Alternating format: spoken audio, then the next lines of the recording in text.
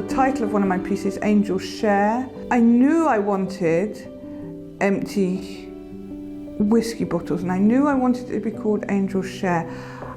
I knew it was going to somehow relate to the Holy Spirit and other spirits, and that there was going to be that pun on whiskey and spirit. Although there are certain things that I know are important, it might not be until next year or the year after, when I'm starting on another piece, that I fully realise the importance of some of the things that I've done in that piece. So for other people to see something different is actually wonderful, because it means that they've got another part of the puzzle. It's not necessarily about understanding the art, it's allowing it to have an impact on you. And you might not be able to verbalise that impact, and you might not know what that is instantly. It might be something that you just find disturbing. And then I would invite you to ask, why are you finding it so disturbing? I think Damien Hirst once said, he's not worried about whether people like his art. What would worry him a lot more is that it has absolutely no impact. So I make mixed media collages, and I tend to explore themes of journeying and home. And so, I use rather mundane materials, like I'll use shipping packaging from like letters or orders that come to my home, or I'll use maps that I can pick up in town or when I go somewhere to travel, tickets like stubs and bus tickets or train tickets. And I layer these things. When it comes to collage, I find that there are resonances between my academic research, which is, I'm looking at interdisciplinary work. It's about visual art and theology and intercultural ministry in a very specific historical context. And I find that the way that these sort of layers of my research come together, it's almost like I'm making a collage through my academic work. So I find that there's something about the collage making in my artistic work that echoes what I'm doing academically. And I just like that. I like that sort of method, I guess, collage as a method. I think that there's something in the process of making a collage that continues when an audience actually sees and engages with it. And I think that ties back to what I said about me wanting to be open and hospitable in my work, to create these almost like havens or places where people can come and think about the themes of journeying and home, or if it's more specific in an exhibition, to contemplate the themes.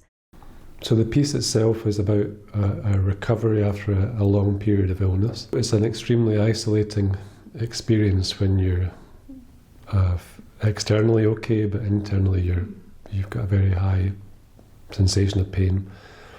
So to try and externalise that is a kind of odd thing to do. The piece itself, the tree grew up at the foot of my garden. The neighbour downstairs asked me to remove it, but a little bit like Jonah in the Bible story, it grew up very quickly, and it also grew during the time of my recovery. And it encouraged me because it was so vigorous and energetic in its growth, and it felt a great shame to destroy it. I was trying to find a way where people who took the time would hopefully be rewarded by something which was unexpected, so if they did take 5 minutes to sit down with it, they might get some sense of like reading a poem or listening to a nice piece of music. If it would achieve that, then I would feel happy as an artist. But they had to invest, they had to take the time to do that. The title of my composition was Immersion in Sound. It was a journey through musical landscapes. And as a film composer, I'm always thinking about the cinematic experience, the experience that audiences experience in cinemas, in large spaces. So when I composed this piece of music, I wanted to make sure that the audience had an immersive experience. They could have different sounds, different liturgical texts that appear throughout the composition. And it was very much like a meditative composition, and very kind of subtle, ethereal, combining film music and liturgical text in one. The actual text I used was in Old Church Russian Slavonic, so it was actually not in Latin, it was in Russian. So that's the distinction I wanted to make. And, you know, it's not very often that you get old Church Slavonic in a church setting, especially in the UK. And that's kind of, I wanted to take the audience on that kind of journey away from English, Latin texts and offer something unique to them. So there's a connection, there was kind of a void between, you know, the ethereal and the divine and the present. So it was all interlinking into one. I definitely think about art as language, as it's something we're trying to communicate.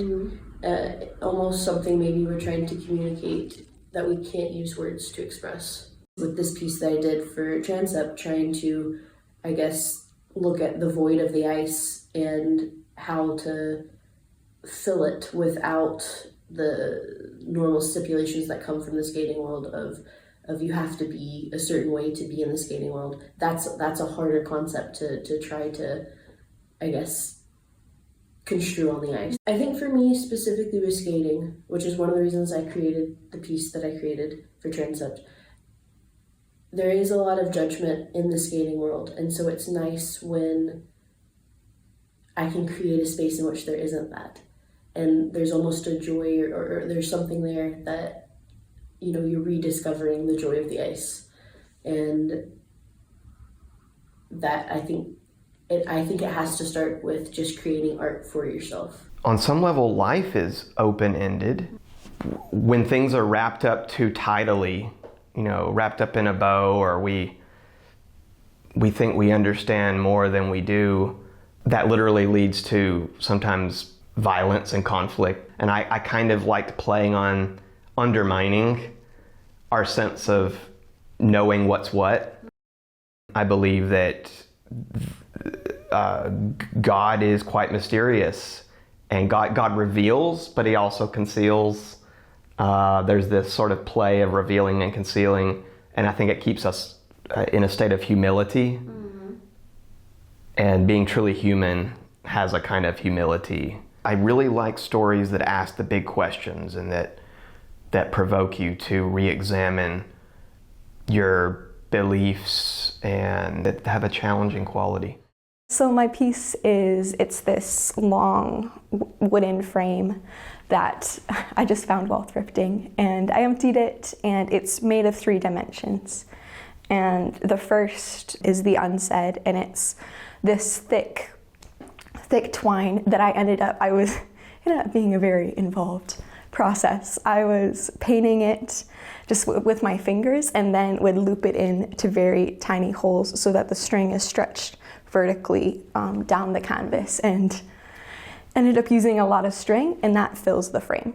And that's the unsaid side, and the words are attached directly, sometimes just sticking on the side of the string or actually woven through. Because I was also playing with the idea of like how we string words together and wanting to see how that comes into play. So that's the first dimension. And then in the middle of the frame, it's primarily a void except for a single gold string. And then the other side is the said, and the string is a bit thinner. I just left some loose strings, and they either hang in the frame or slightly down, and there's a one word glued to the end of it. A lot of words that the words we do put in and the words we leave out. Just depending perhaps on who you're talking to, whether it's friends or strangers, and wanting to, I think, also create space in this piece for a moment to pause and kind of reflect on how we choose to tell those stories, because I think it's often subconscious. But how the unsaid is a part of experience, so wanting to actually draw that void to the forefront for viewers and see how they interact with that was kind of the final landing point of the piece. I start by drawing with graphite on paper, and then I photograph that drawing, and then I digitally paint that, and then I print that, and then I apply gold leaf to that print. So it goes from the material world to the virtual world and back to the material world. Gold leaf especially does not photograph well. And I think of it as a very sort of incarnate and situational material, because it reacts to light and where you're standing, and it, as you move, there's movement on the page in response to your movement.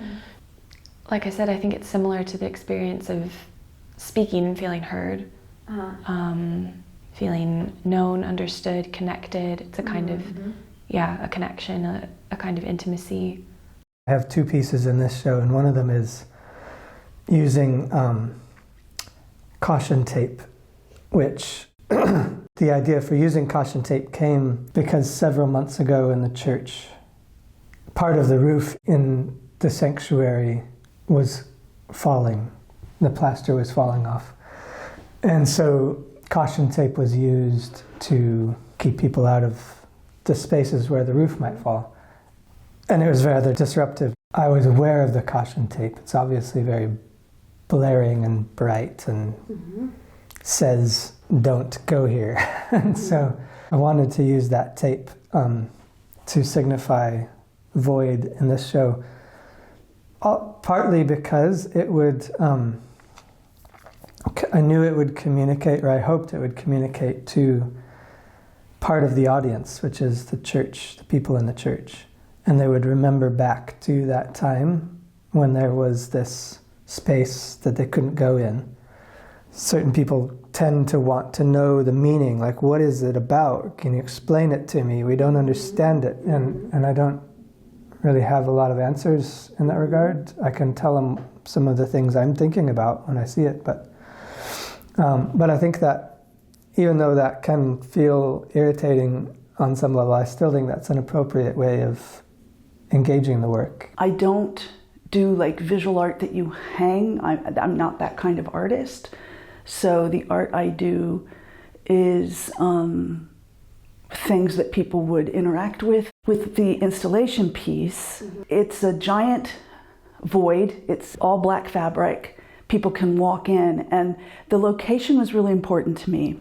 It's at the chancel steps in the church, so it's what you see. It actually blocks the high altar and the Easter cross that's there. But when people go in, I realized that it was a little bit more, the surprise of discovering something beyond the void was maybe more valuable once I got it up, because I have a little bit of white cloth behind it. So if you actually venture through the void, you'll see a little bit of white, and if you move that aside, you'll see the cross. So it's kind of like passing through the void into, lightness, into a sacred space, whatever it is. We feel like we're in a void, if we feel like we're in an empty space, it can feel so far away. God can feel so far away. Access to the sacred, the divine, or God within us can feel so far away. And so I liked blocking that, but then giving people a way through. But not just passing right through, but to spend some time in the void. When they explore, they can see there's a way through. So it's about being in it, not just trying to rush right through it. Right now, I'm a parent of two very young children, and so something that really guided the design of the artwork for Transept was this notion that a lot of art tends to be inaccessible for children, and I wanted to make the artwork something that my children could enjoy if we went to a gallery to see it together. So I can say that if I were to bring my children to any gallery, it's unlikely that they'll be able to appreciate most of the art on display, whether it's just a matter of the content or the concept of the art. Sometimes it's just it could be a physical barrier, like the height of the art being out of range and so on. So I wanted something that would be very accessible. It's an installation that included a table and chairs, and so the idea was that it was something that would invite the audience to sit or to participate in it, as it were. And I think that it was a bit of an experiment. I was thinking, would children gravitate towards it? Would they look at it as something familiar, pull a chair out and sit and curiously explore what's on the table? I like the space of ambiguity. In a way, that's why I'm drawn to infrastructural voids, because it is a space of ambiguity, it is a space of possibility. The familiar trope of grass, do not step on grass, in some parks, probably not anywhere in the world you might see signs like that. There's a sense of creating certain boundaries for access, right? Like you can't go beyond this line, or you can't enter this space.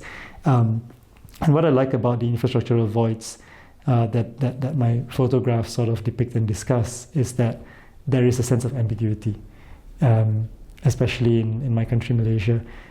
Do you go in, do you not? Can you go in, can you not? And the way that people behave around those, you see all kinds of behaviors. Embedding this exhibition, embedding Transept in a church versus in a formal gallery space, I think creates that sense of, where does the church and the art begin? The works that are on show in the Transept exhibition this week, I didn't ever expect to show them. Didn't ever. They were just, that was the process of making them that my life depended on it. My sanity depended on it. My husband had just, had new tumour growth. It was devastating. It was a devastating time.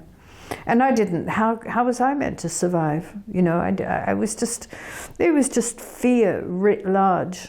And why did I make paintings like that? God only knows, And it's only afterwards that a friend who's a very brilliant poet and author came and he read them. He told me what they were about. Then I understood what they were about, but I couldn't tell you why I was making them and what they meant, not by myself. And again, it goes back to the idea of what on earth is art about, that it can draw on the deepest recesses of the mind and produce images that you don't consciously know that you're aware of.